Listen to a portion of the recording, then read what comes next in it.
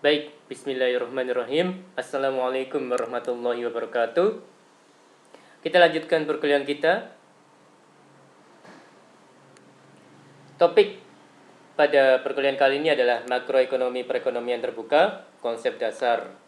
Saya mengambil materi ini dari internet dengan sumbernya adalah sebagai berikut. Oke. Masuk ke makroekonomi perekonomian terbuka, konsep dasar. Ya, ada perekonomian tertutup dan terbuka. Perekonomian tertutup adalah perekonomian yang tidak berinteraksi dengan perekonomian lain di dunia, tidak ada ekspor, impor, dan arus modal. Sedangkan perekonomian terbuka adalah perekonomian yang berinteraksi secara bebas dengan perekonomian lain di dunia. Perekonomian terbuka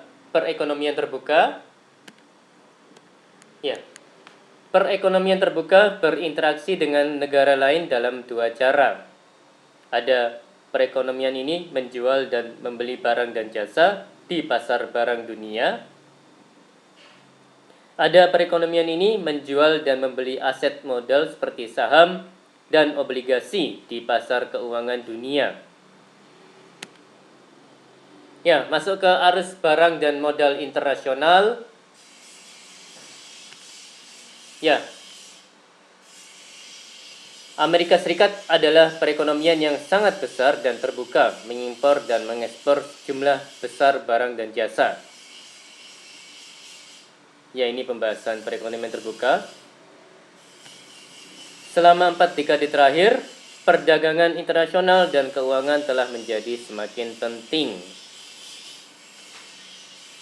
Oke, masuk ke arus barang, ekspor, impor, ekspor neto.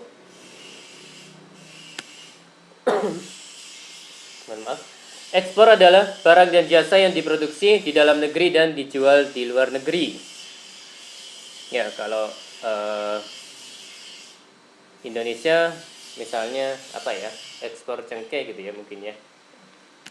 Oke, impor adalah barang dan jasa yang diproduksi di luar negeri dan dijual di dalam negeri. Kalau di Indonesia contohnya ya impor alat-alat elektronik dari Jepang misalnya ya Mas dan Mbak ya. Ya, ada Sony, ada Epson contohnya. Ekspor neto, NX adalah nilai ekspor suatu negara dikurangi nilai impornya. Ekspor neto juga disebut neraca perdagangan.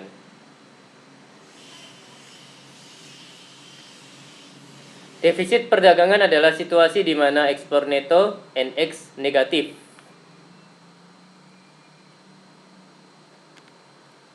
Jadi impor lebih besar daripada ekspor ya Mas dan Mbak ya. Sedangkan surplus perdagangan adalah situasi di mana ekspor neto NX negatif. Jadi dalam hal ini ekspor lebih besar daripada impor Mas dan Mbak. Perdagangan seimbang adalah situasi di mana ekspor neto bernilai 0, ekspor dan impor sama nilainya. Faktor-faktor yang mempengaruhi ekspor neto, ya, ada selera konsumen pada barang produksi dalam negeri dan luar negeri, ada harga barang di dalam dan di luar negeri, ada nilai tukar di mana seseorang dapat menggunakan mata uang domestik untuk membeli mata uang asing.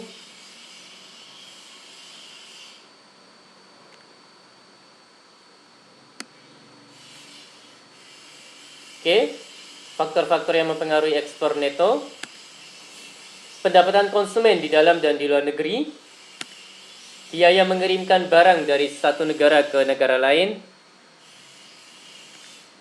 kebijakan pemerintah tentang perdagangan internasional.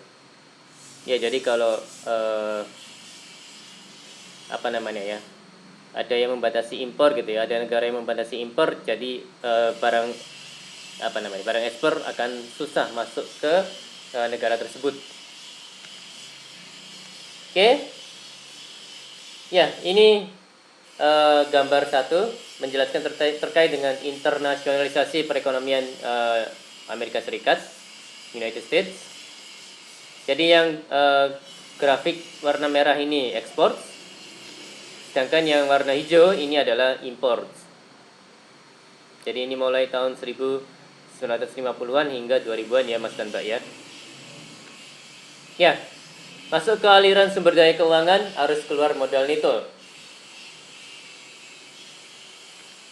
Oke, arus keluar modal neto adalah pembelian aset luar negeri oleh warga domestik dikurangi pembelian aset domestik oleh warga asing. Ya, warga Singapura membeli saham perusahaan mobil Hong Kong meningkatkan arus keluar modal neto Singapura. Warga Filipina membeli obligasi yang dikeluarkan oleh pemerintah Singapura menurunkan arus keluar modal neto Singapura.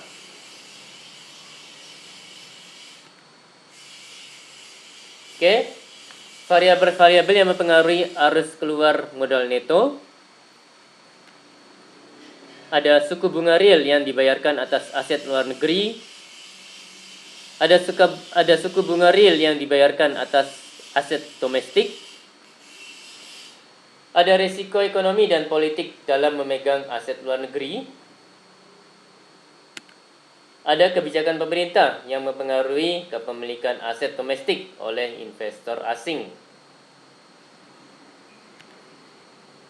Oke, masuk ke persamaan ekspor neto dan arus keluar modal neto. Ekspor neto NX dan arus keluar modal neto NCO berhubungan sangat dekat. Untuk perekonomian secara keseluruhan, NX dan NCO harus saling menyeimbangkan sedemikian hingga NCO sama dengan NX. Persamaan ini muncul karena setiap transaksi yang mempengaruhi salah satu sisi persamaan ini juga mempengaruhi sisi lain dengan jumlah yang sama. Oke, tabungan, investasi, dan hubungannya dengan arus internasional. Ekspor itu adalah komponen dari PDB, ya, produk domestik bruto ya. Kalau bahasa Inggrisnya adalah GDP, Gross Domestic Bruto. Y sama dengan C ditambah I ditambah G ditambah NX. Ya. Tabungan nasional adalah pendapatan nasional yang tersisa setelah membayar konsumsi dan belanja pemerintah. Jadi rumusnya Y sama dengan, persamaannya adalah Y dikurangi C dikurangi G sama dengan I ditambah NX ya. Jadi saya ulangi, Y dikurangi C dikurangi G sama dengan I ditambah NX. Tabungan nasional S sama dengan Y dikurangi C dikurangi G sehingga S sama dengan I tambah NX. Atau saving sama dengan domestic investment. Domestic investment ditambah dengan net capital outflow. Jadi S sama dengan I ditambah NCO. Ya, ini gambar 2 terkait dengan tabungan nasional, investasi domestik, dan investasi luar negeri.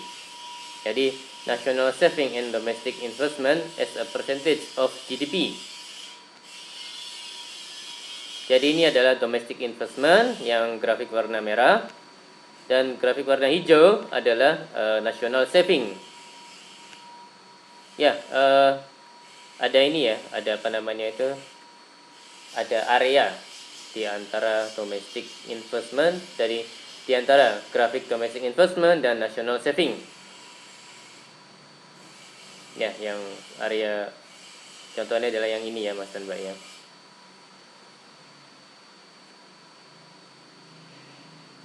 Ini juga daerah-daerah sini.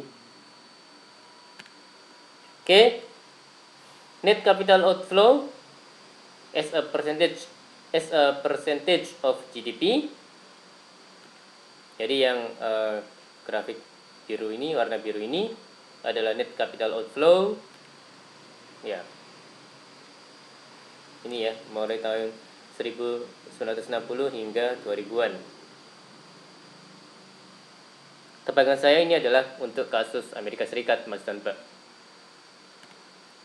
Oke, Masuk ke harga untuk transaksi internasional, nilai tukar real dan nominal. Transaksi internasional dipengaruhi oleh harga internasional. Dua harga internasional yang paling penting adalah nilai tukar nominal dan nilai tukar real. Nilai tukar nominal adalah nilai yang digunakan seseorang saat menukarkan mata uang suatu negara dengan mata uang negara lain. Nilai tukar nominal dinyatakan dalam dua cara. Dalam unit mata uang asing per 1 dolar Amerika dan dalam unit dolar Amerika per 1 unit mata uang asing. Asumsikan nilai tukar antara yen Jepang dan dolar Amerika adalah 80 yen per 1 dolar Amerika.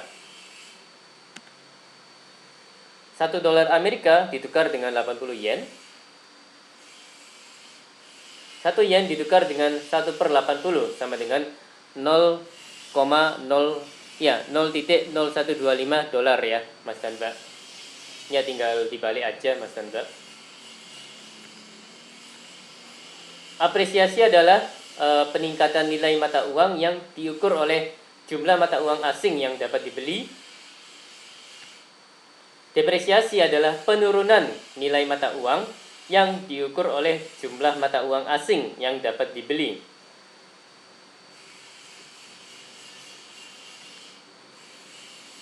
Jika 1 dolar dapat membeli lebih banyak mata uang asing, terdapat apresiasi pada dolar. Jika 1 dolar dapat membeli lebih sedikit mata uang asing, terdapat depresiasi pada dolar. Ya, masuk ke nilai tukar real adalah nilai yang digunakan seseorang saat menukarkan barang dan jasa suatu negara dengan barang dan jasa negara lain. Nilai tukar real membandingkan harga barang domestik dan barang asing dalam perekonomian domestik.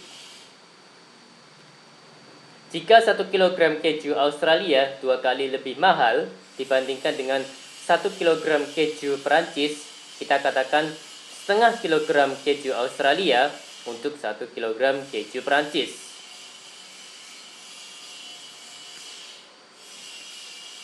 Nilai tukar real tergantung pada nilai tukar nominal dan harga barang di dua negara yang diukur dalam mata uang lokal. Ya, ini rumusnya. Real exchange rate sama dengan nominal exchange rate dikalikan dengan domestic price dibagi dengan foreign price ya, Mas dan Mbak.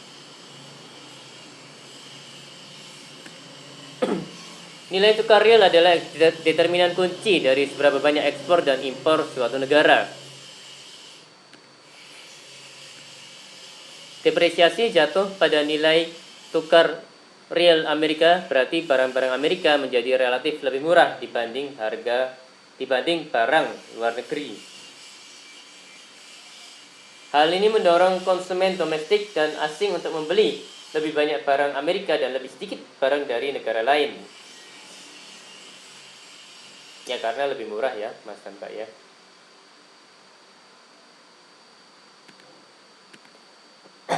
Maaf. Sebagai akibatnya, ekspor Amerika naik dan impornya turun, dan kedua perubahan ini meningkatkan ekspor neto Amerika. Sebaliknya, apresiasi pada nilai tukar real Amerika berarti bahwa barang-barang Amerika lebih mahal dibanding barang-barang asing, sehingga ekspor neto Amerika turun. Ya, teori pertama penentuan nilai tukar, paritas daya beli. Teori paritas daya beli adalah teori paling sederhana dan paling diterima secara luas dalam menjelaskan variasi nilai tukar mata uang. Ya, logika dasar dari teori paritas daya beli. Paritas daya beli adalah teori nilai tukar yang menyatakan bahwa satu unit mata uang tertentu harus mampu membeli barang dalam jumlah yang sama di semua negara. Teori paritas daya beli didasarkan pada prinsip yang disebut hukum satu harga. Berdasar hukum satu harga, suatu barang harus dijual dengan harga yang sama pada semua lokasi.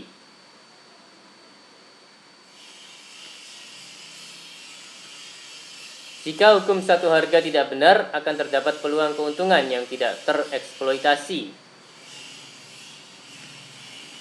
Proses pengambilan keuntungan perbedaan harga di pasar dinamakan arbitrase. Proses pengambilan keuntungan perbedaan harga di pasar dinamakan arbitrase. Jika arbitrase terjadi, akhirnya harga yang berbeda di dua pasar tentu akan sama. Berdasar teori paritas daya beli, suatu mata uang harus memiliki daya beli yang sama di semua negara. Ya, masuk ke implikasi teori paritas daya beli. Jika daya beli dolar selalu sama di dalam dan di luar negeri, maka nilai tukar tidak bisa berubah. Nilai tukar nominal antara mata uang dari dua negara harus mencerminkan tingkat harga yang berbeda di negara-negara. Ketika bank sentral mencetak uang dalam jumlah besar, uang kehilangan nilai, baik dari segi barang dan jasa yang dapat dibeli dan dalam hal jumlah mata uang lain yang bisa dibeli.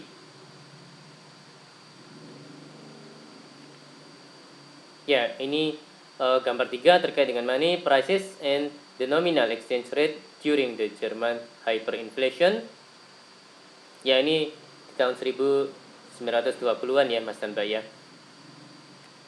Oke, seperti ini.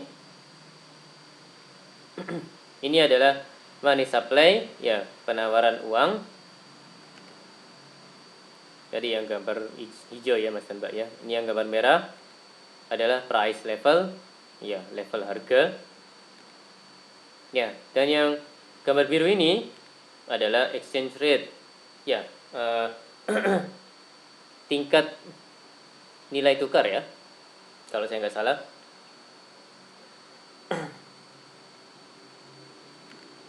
Oke, keterbatasan teori paritas daya beli. Banyak barang-barang yang tidak mudah diperdagangkan atau dikirim dari satu negara ke negara lain. Ya, bisa jadi karena seleranya beda-beda ya Mas dan Mbak ya.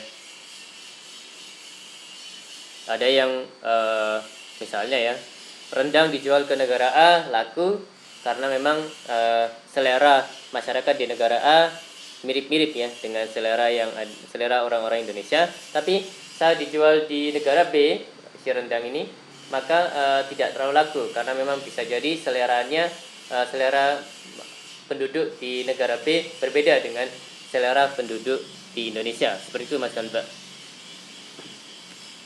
Barang yang bisa diperdagangkan tidak selalu substitusi yang sempurna ketika barang tersebut diproduksi di berbagai negara. Ya, saya ulangi. Barang yang bisa diperdagangkan tidak selalu substitusi yang sempurna ketika barang tersebut diproduksi di berbagai negara. Ya, tidak selalu substitusi yang sempurna ya Mas dan Mbak ya. Oke, masuk ke rangkuman. Ekspor neto adalah nilai barang dan jasa dalam negeri dijual di luar negeri dikurangi nilai barang asing dan jasa yang dijual di dalam negeri.